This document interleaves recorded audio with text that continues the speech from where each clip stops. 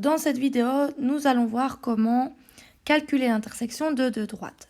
Donc généralement dans ton énoncé, on va te donner une première droite y égale avec la formule et la deuxième droite y égale avec la formule. Alors pour calculer l'intersection, on va écrire le y de la première droite, sa formule, et le y de la deuxième droite. Alors moi j'aime bien écrire petit 1, petit 2 pour dire la première équation et la deuxième équation. Et maintenant pour calculer l'intersection, alors ça va se noter comme ça en maths, D1 intersection des deux, comment je vais faire? Je vais mettre le y de la première équation doit être égal au y de la deuxième équation. Donc je vais trouver la formule de la 1 doit être égale à la formule de la 2. Et en faisant ceci, en résolvant, tu vas trouver x égale la valeur.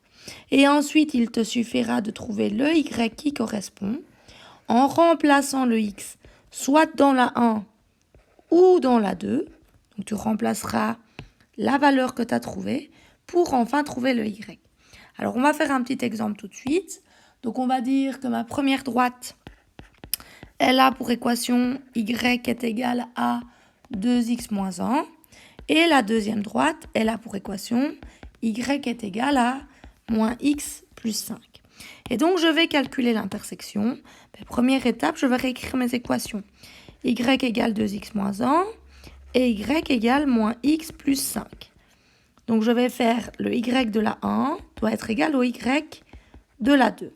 C'est-à-dire que 2x moins 1 doit être égal à moins x plus 5. Je vais faire passer les x d'un côté, les chiffres de l'autre. Et donc, j'aurai, 3x est égal à 6. Et donc, x est égal à 2. Donc là, je viens déjà de trouver l'abscisse du point d'intersection. J'aurais pu te le dire avant, je n'ai pas pensé ici, mais c'est comme quand tu as deux droites, D1 et D2, tu cherches l'intersection, c'est-à-dire ce point-ci. Donc, nous, on a d'abord trouvé le x.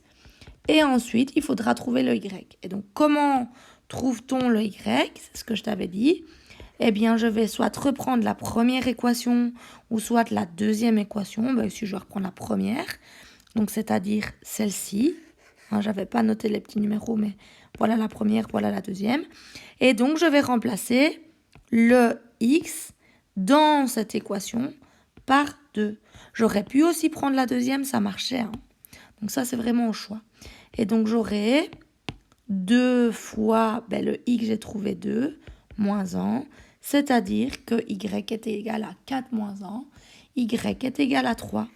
Et donc, tu peux conclure en disant que ton point d'intersection, ce sera le point 2, 3,